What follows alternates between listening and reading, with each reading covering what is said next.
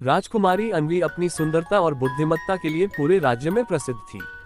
एक दिन महल में एक रहस्यमयी साधु आया और बोला, राजकुमारी, तुम्हारा भाग्य तुम्हें एक शापित जंगल तक ले जाएगा, जहां तुम्हें एक जिन का सामना करना होगा। राजा ने उसे झूठा मानकर दरबार से निकलवा दिया, पर उस रात राजकुमारी को बार बार एक ही सपना आया, एक काली गुफा, लाल आंखों वाला जिन और एक फुसफुसाती आवाज। सच को जानना है तो जंगल में आओ।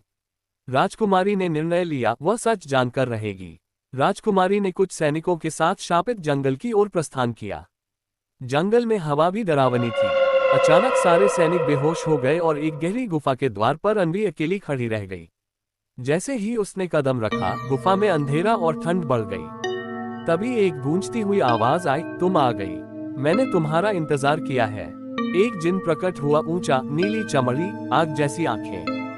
लेकिन वह हमला नहीं कर रहा था। तुम ही हो जो मुझे मुक्त कर सकती हो, जिन ने कहा।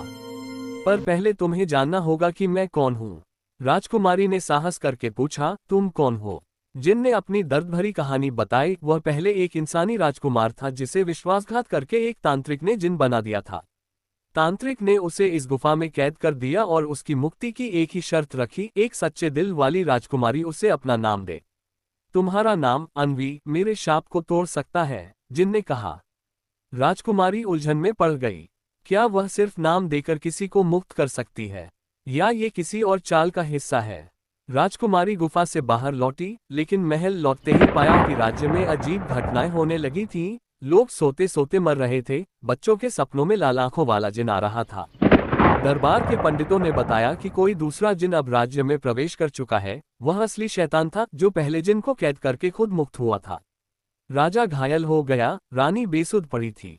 सबने राजकुमारी से विनती की कि वह उस जिन से फिर संपर्क करे। राजकुमारी दोबारा गुफा में गई और पहले जिन से कहा, अगर तुम्हें आजादी चाहिए तो मेरी सहायता करो राज्य को बचाने में।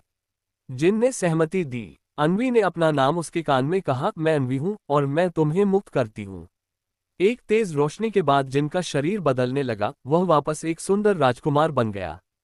उसने तुरंत मंत्र पढ़े और दूसरे शैतानी जिन को बुलाकर उससे युद्ध किया।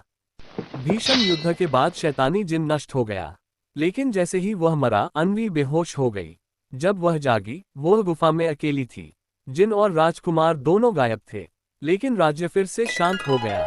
राजकुमारी की कहानी सिर्फ एक राजकुमारी की नहीं, एक योद्धा की थी, जिसने न सिर्फ अपने राज्य को बचाया, बल्कि एक आत्मा को मुक्ति भी दिलाई।